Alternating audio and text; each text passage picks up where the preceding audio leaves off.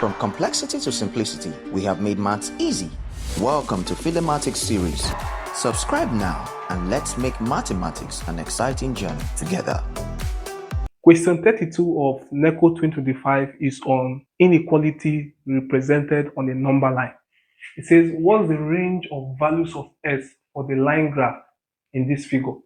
So just to refresh our memory, when this is not shaded, it simply means less than, is less than or greater than. If it is shaded, it means less than or equal to or greater than or equal to this.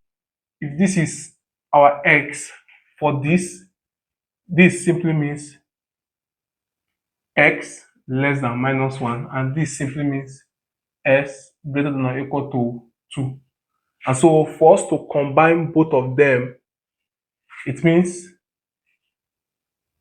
x is simply less than minus 1 and x is greater than or equal to 2.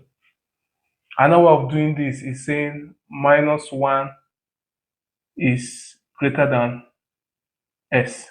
Because if s is less than minus 1, that means minus 1 is greater than s. But we can always see the option here, which is D. That is the correct option. Thank you for watching.